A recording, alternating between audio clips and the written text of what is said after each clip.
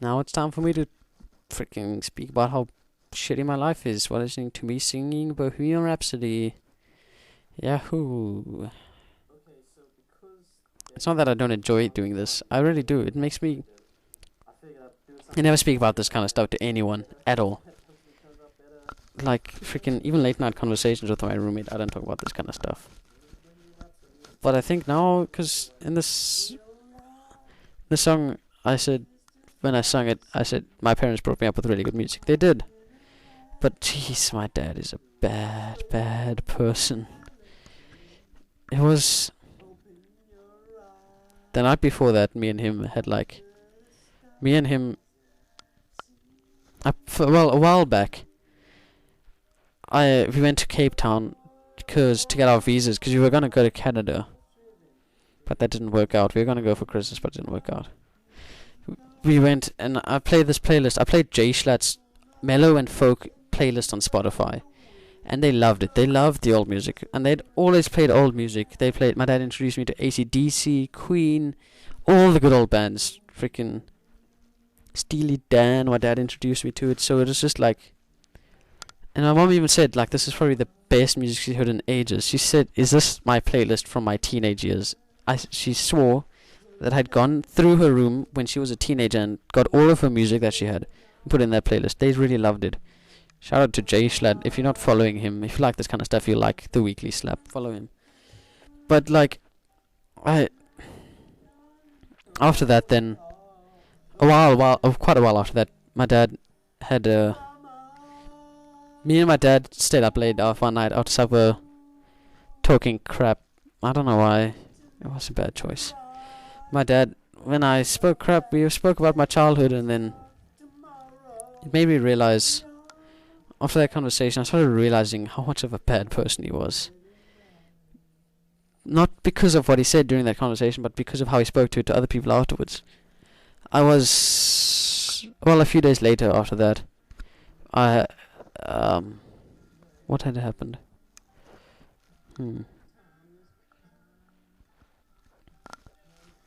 I think he had a bad day that day. And then the power went out, so he asked me to start the generator because he was really in a bad mood. So I was like, okay, cool, I'll start the generator. And then my mom said she'd come and help me because, like, she knew my dad was in a bad mood, so she didn't really want to speak to him while he was in a bad mood, as most people don't want to speak to people in bad moods, because I was in a good mood that day, funnily enough. But then I starting the generator, and then I was like, it's not working. So then we called my dad and we were like, hey, it's not working, can you try? And he was like, no, you'll be fine, just keep doing it, it's easy. So then I kept doing it and trying, and I was like, what the hell? And then I called him again and I was like, Dad, are you sure something's not right here? Then he was like, no, it'll be fine, just keep going. But then, like, it was one of the pull starts ones. So, like, I pulled it, but then the thing didn't want to come back in. So then I was like, okay, this thing isn't coming back in now. So then I told him, this thing isn't pulling in. And he was like, no, it's fine, just keep pulling it. And then I did, of course. I listened to him because I trusted him. I really, really trusted him. But then it wouldn't go back in. And it pissed him off so much. It pissed him off so damn much. So then, the rest of that night, we were sitting in the dark. We had no electricity because the power was out. And the generator wouldn't work because it wouldn't retract. And he just got very, very angry. But then that same night, I was running my own business as I normally would. I wasn't gaming or anything. I was just on my tablet because couldn't play Xbox because there's no power or whatever. I was just listening, chilling, and then my dad just walks in and he sat down. He said what I was doing, and he just started saying things, the worst, the meanest things. He said, I'm a skinny person. Okay, first of all, I'm a skinny person for context. I'm not that skinny though. I'm comfortable with myself. And he said, how can I word this? He said that I was just, he basically, he spoke to me like I was a 3-year-old child who understood like the most, and he spoke to me in the simplest manner. like I was stupid, like I was a dumb idiot, a stupid idiot. And he was like, look, he's told, he was, I'm quoting, and he said, look, I don't need, hold on, I'm saying this in the wrong tone of voice. He said that, he basically said that, because I only wear long pants, I like wearing long pants, that's the only reason why I would do it, just because I like wearing long pants. And he keeps thinking that I have this complex about my legs. I don't, I really don't, I just like long pants. And so he was like, he said, he told me that I wasn't capable or strong enough to do the most basic tasks, and that I was just this weak, fragile human being who could not fend for himself or do anything at all. Like, I couldn't freaking carry something. Purely, I asked him for help because I trusted him, and I was like, hey, it'll be easier if I get help for this. Not that I can't do this, but easier if I get help for it. But then he took those exact examples every single time I asked him for help, because, not because I couldn't do something, but because it'd be easier if I got someone to help me. And then he would help me, but then just that night he said to me, you aren't capable of the standard things, and that I'm just not a good enough person. And then he said, it's not like, told me that I wasn't the one to blame, it was him to blame, making me feel like a bad person. First of all, he was being so manipulative and such a bad person, saying that it was his fault because he didn't raise me properly, that he raised a child that was so skinny that I have to hide my legs behind long pants, and that I can't do basic tasks or look after myself or carry stuff. When in reality, I was just asking because I trusted him, and because I wore long pants, because I just like to wear long pants. I wear long pants now. And now I decided, like, that night, I went to bed thinking to myself, you know what, if this guy really thinks he's failed, I'm gonna show him that he failed as a parent. I'm gonna do the worst things, make him feel really, really bad, make him get angry at me, make him hate me. Is it wrong to want someone to absolutely despise and hate you?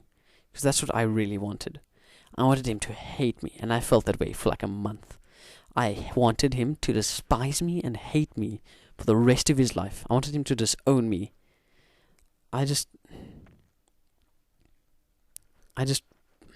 don't know why. I still, feel that sometimes. Now I just kind of keep my distance from him. I don't have late night conversations with him. And there's another thing. After that, we went to Kenton again, the place that I hate already. We were supposed to go to Canada, but then my dad was just like, no, Kenton. I've never seen snow in my entire life. And he was like, no, we'll go to Kenton. He said, we already applied for our visa and stuff, but they were taking a while to send. So it does kind of make sense, but also it doesn't really.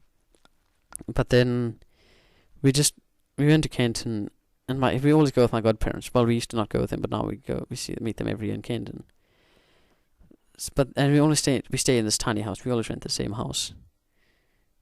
And so then we were staying there, and it was night time. I went to bed. My bedroom was right next to the dining room where my dad was speaking to my godparents. My mom had gone to bed as well. And then my dad brought up the night when me and him were chilling by the fire, just speaking about life and listening to good old-fashioned music. And he has this thing where he told me that night that he had this thing, because every single time he says goodnight to me, he'll pat me on my butt, my bum. I started thinking it's weird a year before he told me that, but that was the only time I actually brought it out. Well, he brought it up. I just was like, oh, that's why you did it. And it's made me feel more and more uncomfortable, I guess. But then he brought it up to my godparents, and he told them about it, that every time he says goodnight to me, he pats me on my butt. And then he said that when he told me that, the reason why I did it was because when my mom was pregnant, then with me, then he would like rub her stomach, and I'd always press my butt against her stomach.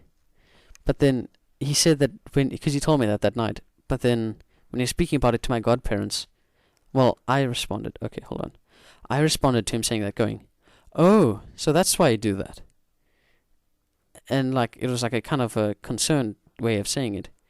But then when he was speaking to my godparents about it, he was like, he said that what I said, he said word for word. He was trying to quote me, and he said, "Oh, that's so cool. You are awesome, Dad. You're the coolest guy ever."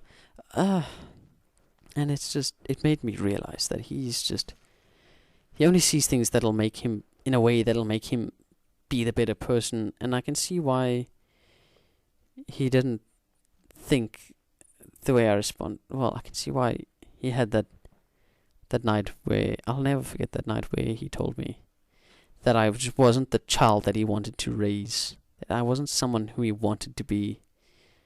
That he was ashamed of me. I'll never forget that night now. I've just known that he's just a bad person now. Okay. That's it. Bye-bye.